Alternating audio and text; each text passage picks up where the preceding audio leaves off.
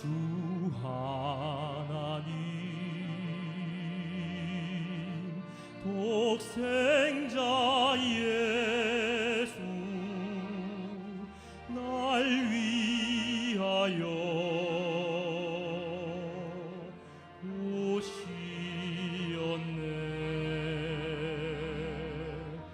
내 모든 죄 다 사시고 무덤에서 부활하신 나의 구세주 살아계신 자 나의 참된 소망 걱정된 신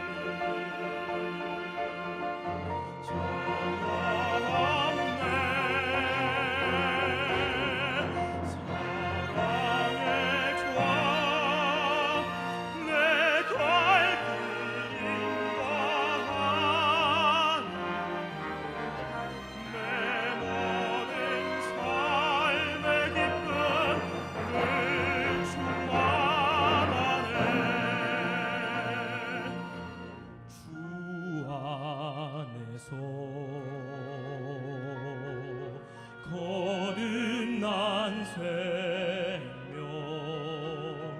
도우시는 주의 사랑 참 기쁨과 화신 가지고 주님의 도우심을 믿으며 살리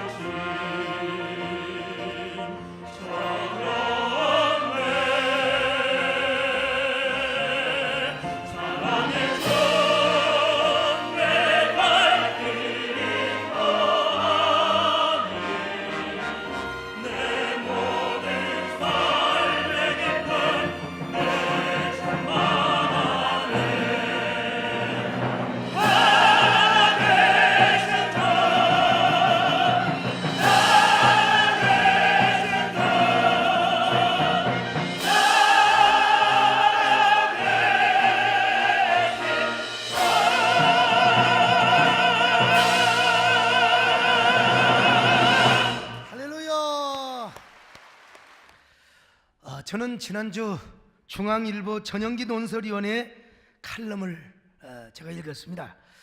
그는 트럼프와 시진핑의 정상회담을 보면서 대한민국의 현실을 무척이나 우려하였습니다. 자칫하면 고래 싸움에 새우등 터질 뿐만 아니라 미국과 중국한테 버림받게 되는 국제적 미아가 되지 않나, 이런 글을 써놓으셨어요. 트럼프는 은근히 시진핑을 압박했습니다. 그렇다고 시진핑이 한국의 사드 문제를 표면적으로 동의하지는 않았습니다. 그럼에도 불구하고 트럼프는 자기식으로 계속해서 밀어붙였습니다. 이해한다. 그러나 우리는 우리 스스로의 코스를 가겠다. 지금이야말로 국가 안보와 외교를 걱정해야 할 때라고 봅니다. 이래가는 자칫 우리 대한민국이 국제 미아가 될 수도 있기 때문이죠. 어떤 사람은 심지어 이런 시나리오까지 주장을 하였습니다. 태양절에 김정은이 미사일을 발사하게 되면 트럼프는 즉시 북을 공격하게 될 것이라고 말입니다. 그러면 한반도에 전쟁의 위기가 감돌게 될 것이고 국가 계엄령까지 선포될지도 모른다. 그러면 대선 또한 연기될 수도 있다. 그래서 미국 언론들은 대한민국의 현실을 준전시 상태라고 규정을 짓기도 했습니다. 우리 모두는 고난 주간에 예수님의 고난만 묵상할 뿐만 아니라 전쟁의 위기까지 걱정하는 불안을 갖기도 했습니다. 그러나 하나님의 은혜로 아무 일 없이 우리는 부활주의를 맞게 되었습니다. 특별히 시진핑이 중국에 도착해서 트럼프에게 전화까지 하는 온정적 상황까지 만들어냈습니다. 제안을 우회적으로나마 협조하겠다는 뜻이죠. 그리고 트럼프는 신앙이 좋은 미국 부통령 펜스까지 우리나라에 보냈지 않습니까? 오늘 도착을 했어요. 이런 일로 말미암아 북한은 태양절 기념식에서 미사일을 쏘지 않았고 ICBM으로 추정되는 미사일을 전시하기만 했어요. 한마디로 폰만 잡은 것이죠. 물론 북이 나중에 미사일을 발사하려고 했지만 실패했다는 소식도 있습니다. 아무튼 우리 한반도에는 일단 전쟁의 위기가 사라졌다라고 이야기할 수 있는데, 그렇지만 위기는 끝나지 않았습니다. 4월의 위기, 북은 언제 도발할지 모르기 때문입니다. 그러나 앞으로도 우리 하나님께서 우리 대한민국의 은혜를 더하여 주실 것이고 우리 한반도의 평화의 꽃길을 열어주실 줄로 믿습니다. 특별히 하나님께서 이 나라의 민족을 지켜주실 것입니다. 무슨 일이 일어나든지 합력하여 선이 되도록 이 나라 이 민족을 축복해 주실 것입니다. 여러분들이 기도하시기를 바랍니다. 지난 며칠 동안 저에게 성도들로부터 이런 문자도 받았습니다. 목사님, 우리 아들이 전방에 배치되었는데 정말 전쟁이 일어나는 것입니까? 내가 어떻게 합니까, 여러분? 그러나 이렇게 답변을 했습니다. 그럴 리는 없을 것입니다. 하나님이 이 나라를 보호해 주시기 때문입니다. 우리 민족의 편이 되어 줄 것이기 때문입니다. 그러나 이렇게 문자를 보내놓고 은근하게 걱정을 했습니다. 이러다가 우리 딸 결혼식 못하는 거 아닌가? 그러나 하나님께서 우리나라에 은혜를 베풀어 주셨습니다. 여러분, 평강을 선물로 주셨습니다. 특별히 우리가 오늘 또 평화롭게 예배드릴 수 있는 평화와 자유를 선물로 주셨습니다. 여러분, 얼마나 감사합니까? 얼마나 하나님의 은혜가 큽니까? 그런데 이보다도 더 큰 은혜와 축복과 선물을 주셨으니 그것은 바로 죽음에서 다시 살아나신 예수 그리스도의 부활임을 믿습니다. 인류 최고의 숙적은 죽음이었습니다. 모든 인생은 죽음이라는 허무 속으로 달려가고 있습니다. 무엇 때문입니까? 죄의 화살이 우리를 사정없이 쏘기 때문입니다. 죄라고 하는 독모든 화살이 우리를 사정없이 쏘아대고 있기 때문에 그렇습니다. 그래서 땅 위의 모든 인생들은 이 죽음의 무기인 죄의 화살 앞에 다 백기를 들어야 했습니다. 죽음이란 온 인류의 원수입니다. 고대인의 원수요, 현대인의 원수요, 지성인의 원수요, 무지인의 원수이기도 합니다. 아담과 하와 이래로 온 인류는 이 우리의 죽음인 죽음과 우리의 원수인 죽음과 싸워야 했습니다. 사실 인류의 역사는 죽음과 싸우는 역사였어요. 그러나 역사상 죽음과 싸워서 이긴 사람은 한 명이 없습니다. 어떠한 종교의 교주 석가모니도 공자님도 다 죽음 앞에 백기를 들었습니다. 이슬람교를 만든 무하마드 역시 다 그들은 지금도 그들의 무덤만 자랑하고 있고 죽은 날짜만 자랑하고 있고 그리고 살이만 자랑하고 있다는 사실이에요. 과연 죽음은 인류의 숙적입니다. 모든 인류의 원수요, 대적이요. 그래서 인간이라면 죽음 앞에 다 두려워 떨었습니다. 한 시대를 호령하던 영웅호글과 제왕군주일수록 죽음 앞에 얼마나 비통하게 울며 죽었는지 몰라요. 죽기가 싫어서 서글프게 울부짖으며 죽었다 이 말입니다. 이것이 바로 우리 인간의 숙명입니다. 그래서 죽음은 모든 인류가 만난 마지막 절망입니다. 이런 걸 생각하면 여러분, 얼마나 우리 인생이 허무합니까? 얼마나 씁쓸합니까? 아무리 명예와 인기, 권력을 한 몸에 누렸다 한들 우리 인생이 죽음으로 끝난다면 얼마나 허탈한 인생입니까? 얼마나 허무할 존재입니까? 그러나 여러분, 인류 역사상 죽음의 제왕을 무너뜨리시고 승리하신 분이 딱 한 분 계십니다. 사망 권세를 깨뜨리시고 죽음의 권세를 박살내 버리시며 그리고 생명의 주로 부활하신 분이 계세요.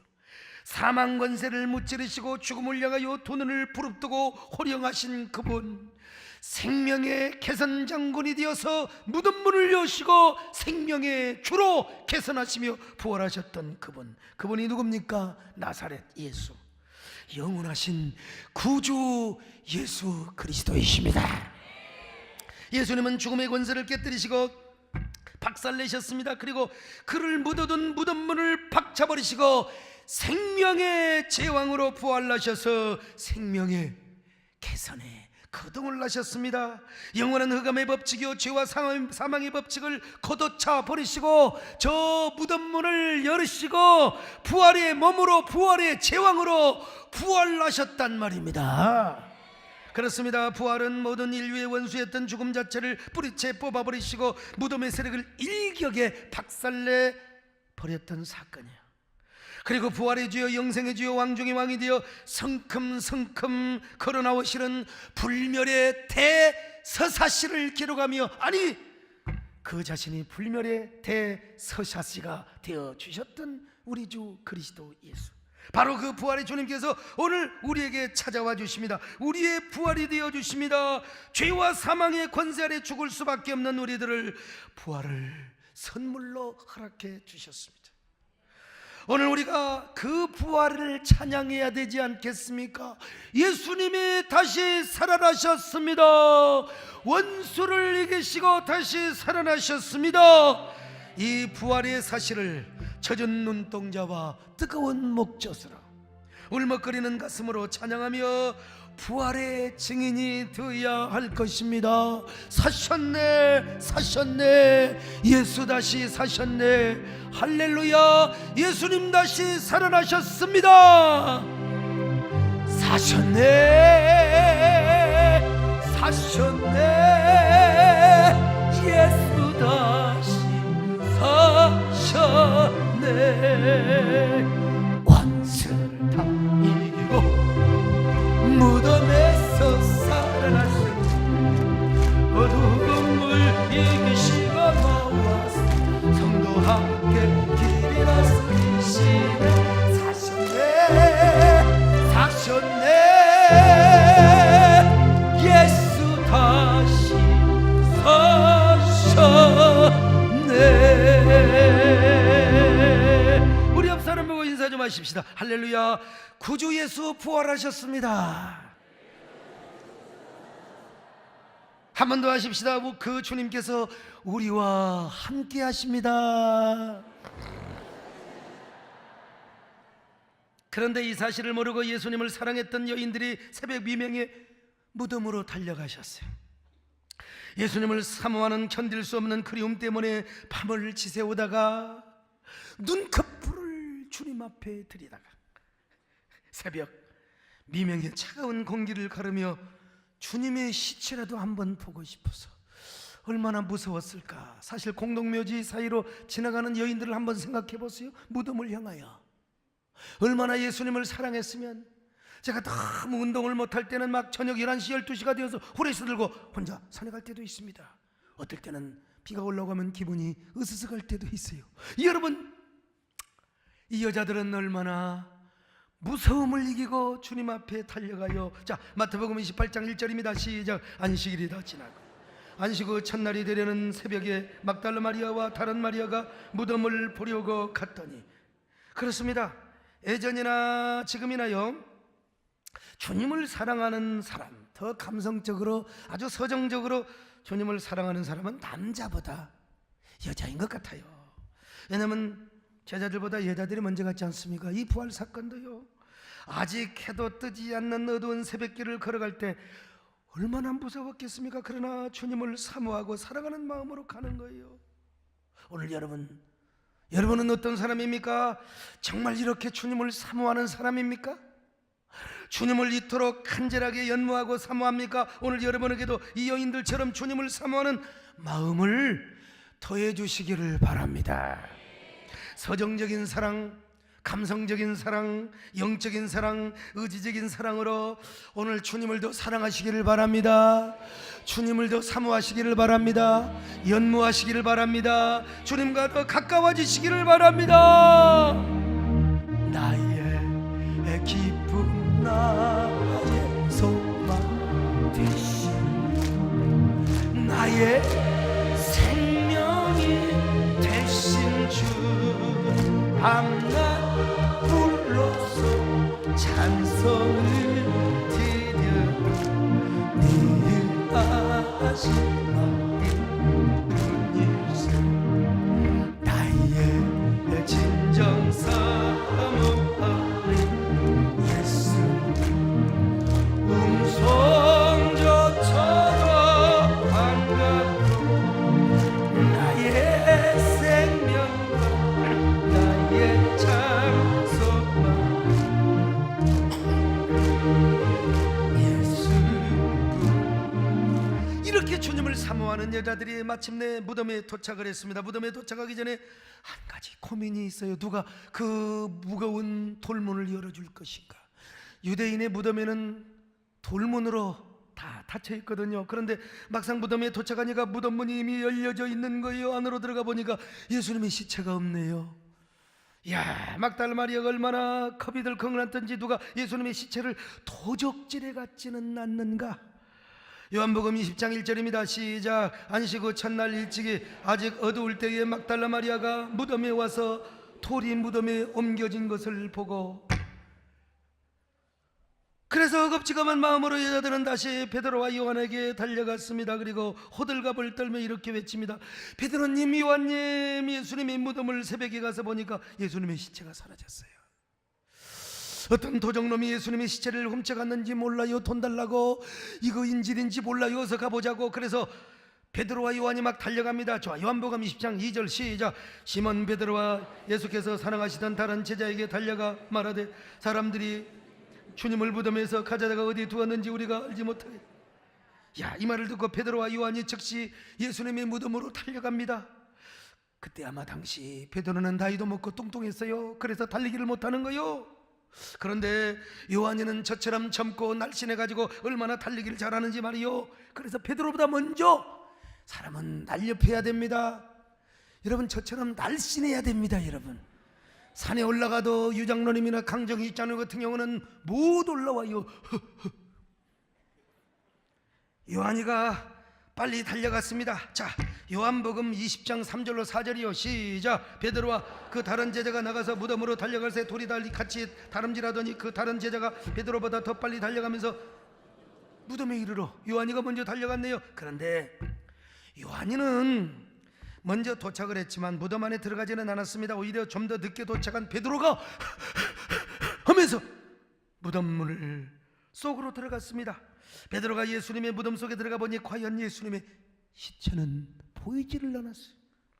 그런데 베드로가 목격한 빈 무덤의 상황을 성경은 이렇게 말씀하고 있습니다. 자, 한번 보시겠습니다. 요한복음 20장 6절로 7절입니다. 시작. 시몬 베드로는 따라와서 무덤에 들어가 보니 세마포가 놓였고 또 머리를 쌌던 수건은 세마포와 함께 놓이지 않고 딴 곳에 쌌던 대로 놓여 있더라. 여러분, 이게 무슨 말인 줄 아세요? 오늘 이 말씀을 원문 그대로 번역한다면 다음과 같습니다. 시몬 베드로는 따라와서 무덤에 들어가 보니 세마포가 원래 감쌌던 그대로 놓여 있었고 또 머리를 감쌌던 수건도 처음 있던 장소에 세마포와 분리되어 원래 감쌌던 그대로 놓여 있더라. 우리 저희 교회 연구 목사님이신 신성호 교수님이 번역을 해서 저에게 선물로 줬어요. 이 말을 쉽게 설명하면 다음과 같습니다. 당시 시신을 쌌던 구조물은 두 부분으로 나뉘어 있습니다. 목에서부터 발끝까지 세마포로 쌌고 머리 부분은 세마포 수건으로 쌌거든요. 그런데 베드로가 본 장면은 목에서부터 발끝까지 싼 세마포가 원래 감쌌던 그대로 놓여져 있다는 것입니다. 그리고 머리 부분을 감쌌던 수건도 처음 있던 그 장소에 세마포 부분과 분리되긴 했지만 원래 그대로 놓여져 있다는 것이죠. 더 쉽게 말하면 머리에서 발끝까지 예수님의 시신을 감쌌던 세마포와 수건이 시신과 한데 감싸져 있다가 다시 머리와 목을 감쌌던 부분이 분리된 채로 그대로 있었다는 것입니다. 분리는 되었지만 원래 있던 그대로 놓여져 있었다는 거예요. 무엇을 말씀하느냐? 안에 있던 시신이 밖으로 나와 사라졌다는 것입니다. 그러니까 두 제자들이 본 광경은 시신은 없어지고 시신을 감쌌던 그 구조물만 그대로, 저 머리를 감쌌던 수건과 몸을 쌌던 저 세마포가 구분만 되어 있을지 그 자리에 그대로 있었고, 그리고 몸만 싹 빠져나갔다는 것입니다. 어쩌면 누에 꽃이 속에 있었던 번데기가 감쪽같이 사라지고 꽃이만 딸랑 남은 형태와 마찬가지로, 저렇게 그림까지 보여줬는데도 이 말이 이해가 안 되시는 분은 부활하는 데 지장이 있을지도 모릅니다. 그래도 주님의 은혜는 빠가들도 믿기만 하면 무조건 예수님 살아나셨어요. 한번 따라합시다. 예수님 무조건 살아나셨습니다. 마치 예수님께서 살아서 증발하시듯이 그것들을 통과해서 밖으로 나오신 거예요. 얼마나 감사해요. 물론 누에 꼬치가 빠져나올 때는 빠져나온 구멍이라도 있지만 예수님의 모습은 구멍도 없네요. 고스란히 몸만 쑥 빠져나오신 것입니다. 얼마나 감사합니까? 할렐루야. 여러분, 예수님의 부활을 입증하는 것으로 이보다 더 분명하고 확실한 증거물이 또 어디가 있겠습니까? 많은 경우 예수님의 부활의 증거를 빈무덤으로 제시하는 경우가 많습니다. 물론 좋은 증거일 수 있죠. 그러나 빈무덤이 뭐 한두 개입니까? 오늘 본문에서 소개하고 있는 구조물 형태가 가장 부활에 대한 확실한 증거요. 왜냐하면 세상에는 여러 형태의 빈무덤이 있거든. 예수님의 빈무덤은 그냥 딸랑 빈무덤이 아니라 그 속에 당신의 부활을 입증해주는 아주 좋은 내용물을 그야말로 남겨놓으신 채 세마포 속에서 우리 예수님의 몸이 쏙 빠져나가셨어요. 반면에 죽은 나사로가 부활을 할 때에는 말이요, 그렇지 않습니다. 그 수족을 세마포로 통인 채로 그대로 일어나가지고, 여러분, 그의 얼굴도 쌓여져서, 여러분, 이렇게 지금 나사로가 예수님 하고 왔어요. 그래서 예수님께서 제자들에게 세마포와 수건을 풀어주라고 했던 거 아니겠습니까? 자, 43절로 44절 요한복음 11장 시작. 이 말씀을 하시고 큰 소리로 나사로에 나와 부르시니 죽은 자가 수족을 베고 동인 채로 나오는데 그 얼굴은 수건에 쌓였더라. 예수께서 가라사대 풀어놓아 다니게 하라. 만약에 나사로가 손이 풀려져 있었다면 어떻게 나오겠습니까? 중국의 강시 귀신처럼 예수님 참. 그러나 예수님은 누가 세마포를 풀어주지 않고 수건을 풀어주지 않아도 다시 쏙 증발하듯이 나오셔서 부활하시는 영광스러운 부활이요, 얼마나 대조적인 부활입니까? 이 부활을 믿으시기를 바랍니다. 그런데 아직 제자들은 예수님의 부활을 믿지 못한 것 같아요. 그런 증거물을 보고도 말이죠. 물론 8절에 요한이 믿었다 그런 말이 있는데, 이 말은 부활을 믿었다기보다는 예수님의 시신이 없다는 것을 믿었다는 의미인 것으로 보입니다. 그러니까 9절에서 그들이 아직 예수님의 부활을 알지 못했다고 말씀하는 거예요. 그래서 아마 허탈한 마음으로 집에 돌아가 버린 거예요. 요한복음 20장 9절로 10절입니다. 시작. 저희는 죽은 자 가운데 다시 일어나야 하리라 하신 말씀을 아직 알지 못하더라. 이에 두 제자가 자기 집으로 돌아가니라. 그런데 제자들은 돌아갔지만, 마리아라는 막달라 마리아 그 외에 다른 여자들이 말이죠, 예수님을 사모하는 마음으로 무덤 앞에 머물고 있어요. 예수님 어떻게 되신 것입니까? 왜 예수님은 시신이 없으시나요? 어디 계신 것입니까? 누가 예수님의 시신을 돌아갔나요? 십자가에 죽으신 것도 이렇게 억울해 죽겠는데 예수님의 시신까지 누가 가져갔단 말입니까? 예수님 어디 계세요? 나타나 주세요. 당신의 시신이라도 보고 싶습니다. 여러분, 향채료를 가져왔거든요. 내가 향료라도 넣고 싶습니다. 예수님 어디 계시는 것입니까? 예수님 불러만 봐도 사랑의 눈물 나요. 날 위해 십자가 대신 지신 그 사랑 목 놓아 울어봐도 감당할 수 없는 그 사랑, 그 사랑을 웃지말로 그 표현하리. 예수님, 예수님, 내 영혼 깊은 곳에서 불러보는 내 예수님, 너의 예수님. 이 생명 다하는 그날까지 사랑하고 사랑하고 사모하는 나의, 오늘 우리가 마리아가 한번 되어 보십시다. 예수님이여, 예수님, 예수님, 내 영혼 깊은 곳에서 불러보는 내 예수님, 너의 예수님. 이 생명 다하는 그날까지 사랑하고 사랑하고 사모하는 나의 예수님, 나의 예수님.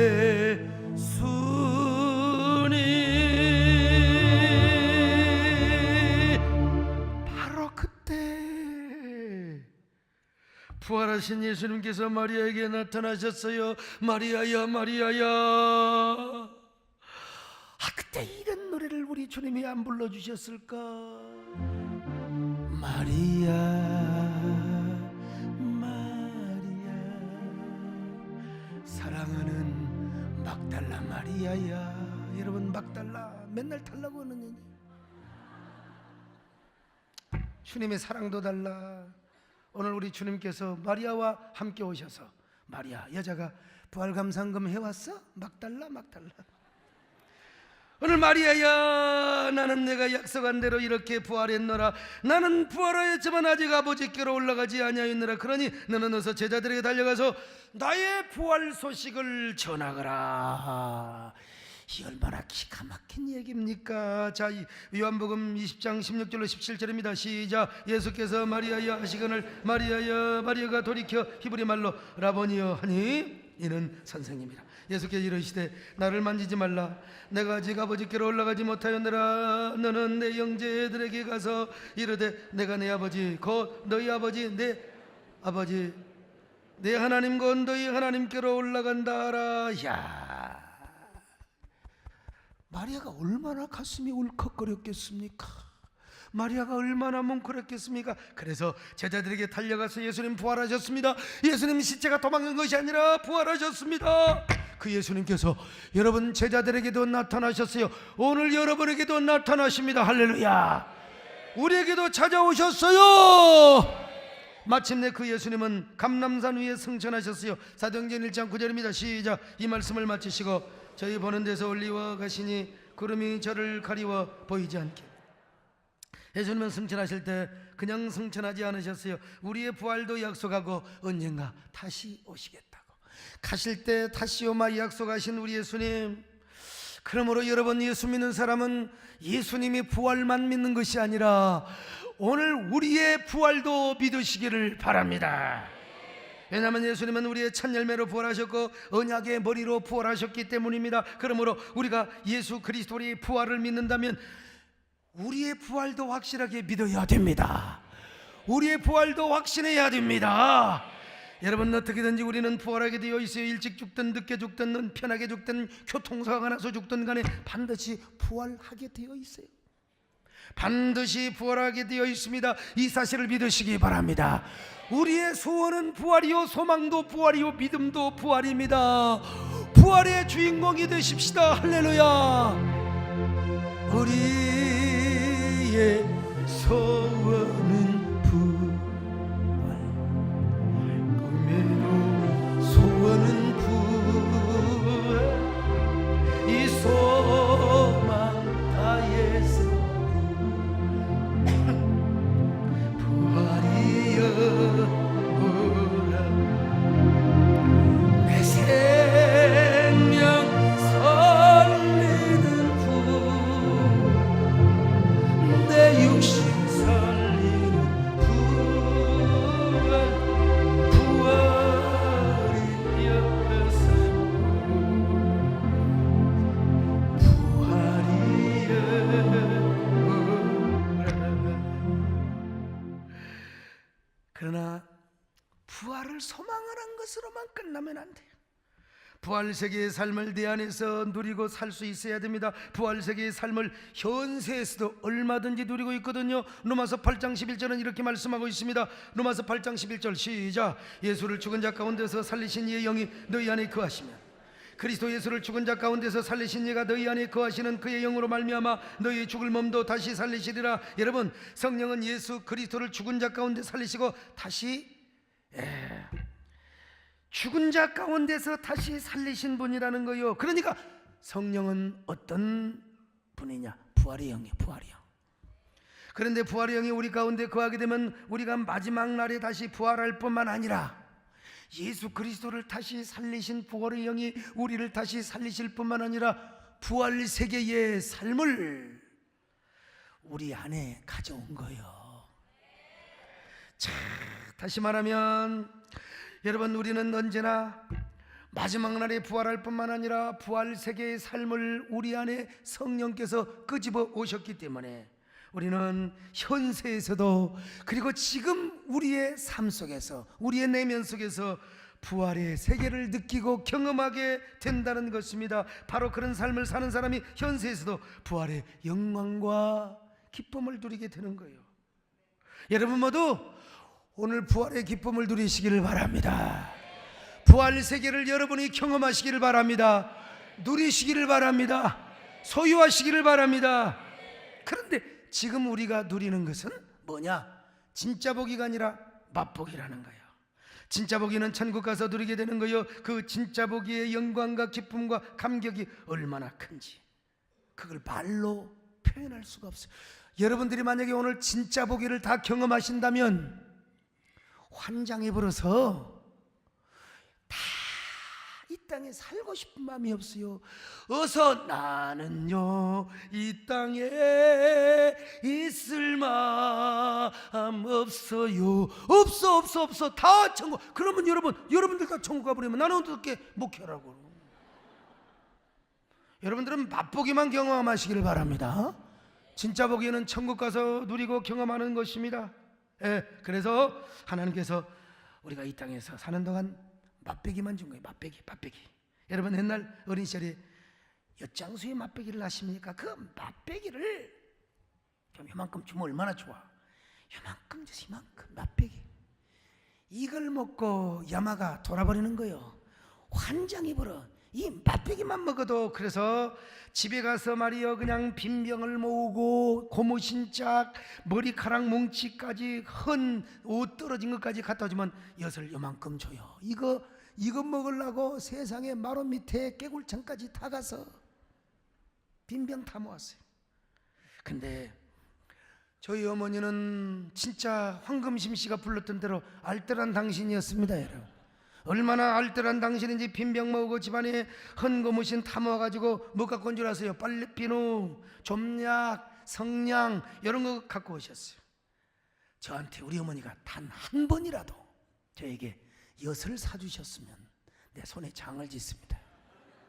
한 번도 안 사주셨어요. 엿장사가 주는 엿 먹으면 병 걸려 죽은데 오줌 싸고 손도 안 씻고 엿 준다고 말이지. 내가 봤더니 아니요, 다 엿줄 오줌 싸고 나서 장갑 끼고 엿주더라고요. 우리 아버지는 어떻고요? 아버지도 장날만 돌아오면은 사탕을 한 주먹 사준다고 내가 맨날 장날 따라간다고 그랬거든. 따라가면 이것도 사달라 저것도 사달라. 그럴 때마다 집이나 잘 보라고 하면서 약속을 하시는 거예요. 그러면 아버지 말씀을 다 믿고 저녁까지. 근데 해가 어둑어둑해지면은 아버님 어디 가서 꽁수를 아주 그냥 얼마나 충만하게 얻어 드셨던지 비틀비틀거리며 아버지 사탕 줘요. 그러면 저희 아버지가 뭐라고 한 줄 아세요? 아이고 우리 막둥아 어쩐다냐. 장에 갔더니 사탕 장사들이 다 죽어버렸더라. 다 죽어버렸어. 상해가 나가는데 사탕 장사 아새끼들이 아버지 아버지하고 뒤따라가는 모습이 얼마나 불쌍하게 보였는지 저는 우리 아버지 말씀을 그대로 믿었어요. 그래서 그날 저녁은 그 사탕 장사들을 생각하며 괜히 불쌍한 마음에 내가 눈물을 훌쩍훌쩍 흘리며 야, 그 새끼들 어떻게 사냐. 나중에 우리 아버지가 그 말씀이 거짓말이라는 사실을 깨닫고 나서 배신감에 젖어서 우리 아버지가 제일 아끼고 사랑하는 쟁기보습 여러분 아십니까? 쟁기질할 때 쓰는 거 이거 풀어 갖고 가서 엿을 사 먹었습니다. 그걸 갖다 주니까 엿을 이만큼 떼주더라고. 이걸 이만큼 떼줘. 조금 부항 떴네. 한 이만큼 떼줬어. 와, 그 엿을 신문지에 싸갖고 가서 뒷동산에 올라가서 아구통이 돌아가지고 코빼기가 비틀어지도록 엿을 다 먹었어요. 그때 먹으면서 야, 맛비교와는 비교도 안 돼. 진짜 보기가 이렇게 사람을 행복하게 하고 이렇게 달콤하게 만드는가. 와, 그 빈속에 그걸 먹었더니 속이 얼마나 테리든지. 와, 트름을 한번 해봐요. 엿단물이 나와가지고 얼마나 사람을 행복하게. 그리고 나서 집에 가서 우리 아버지한테 다리몽댕이가 분지러지도록 작대기로 맞아 죽었다는 사실이요. 내가 나중에 목사가 돼 용돈 갖다 주면서 아버지에게 물어봤어요. 아버지 그때 좀 살살 때리시지 뭘 그렇게 자식을 그렇게 아무리 화가 난다고 때리셨느냐고. 우리 아버님 가라사대 야, 나는 아무것도 기억도 안 난다.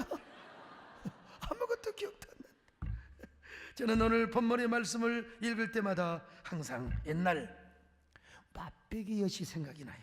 어린 시절에 맛보기에 헷가닥해 버리니까 진짜 보기에 눈이 팔렸던 것처럼 우리 신앙생활이 그런 거예요.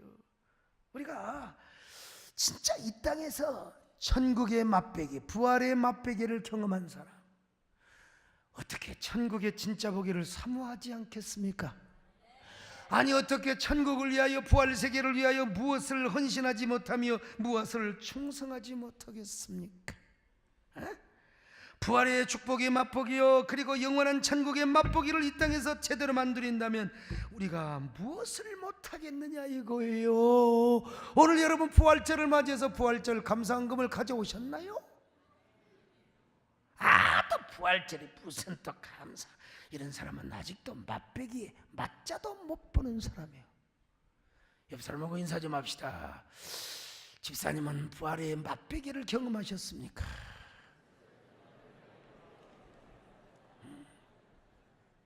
맛배기를 경험하면 우리가 진짜 배기를 위해서 무엇을 헌신하지 못하겠습니까?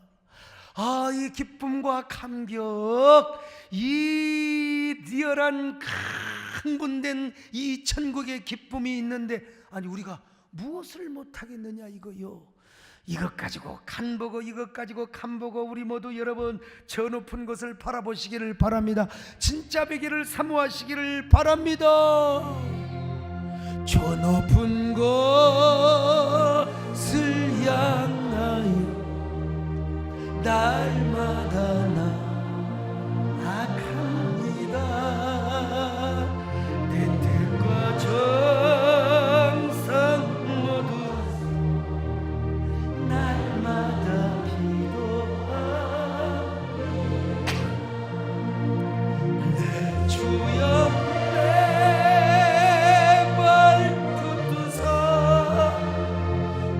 그곳에서 행하소서.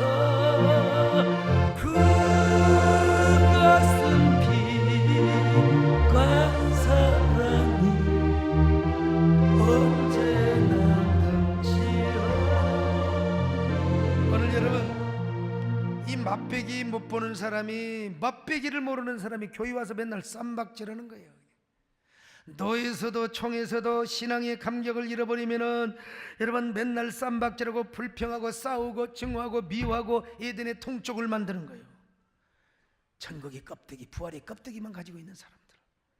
그러다가 무슨 일 생기면 얼마나 불안에 떨고 호들갑을 떱니까? 그러나 여러분, 부활의 맛보기를 경험하는 사람은 항상 기쁨이 넘칩니다.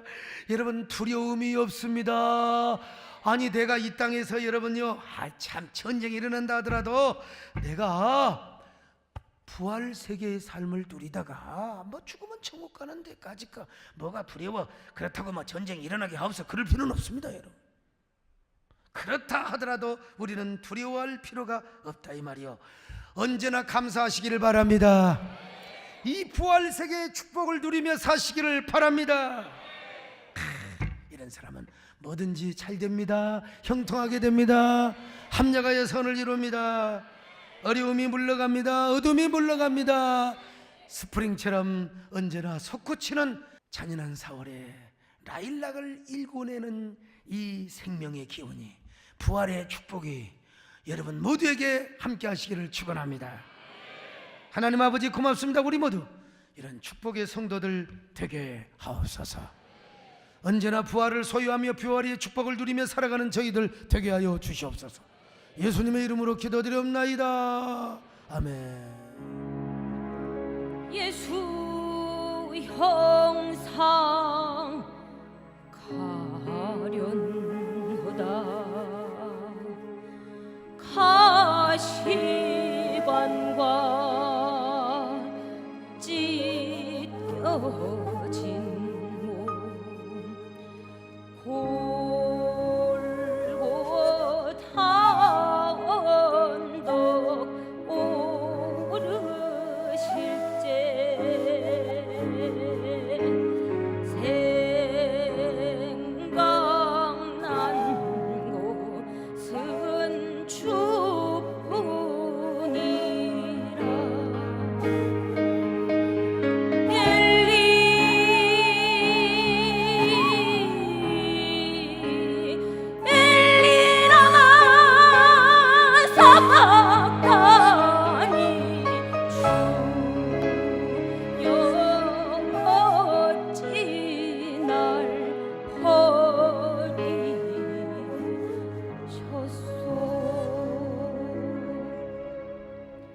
이렇다시 예수님께서 우리의 죄 때문에 죽으시고 장사한 지 사흘 만에 죽은 자 가운데서 다시 살아나셨도다.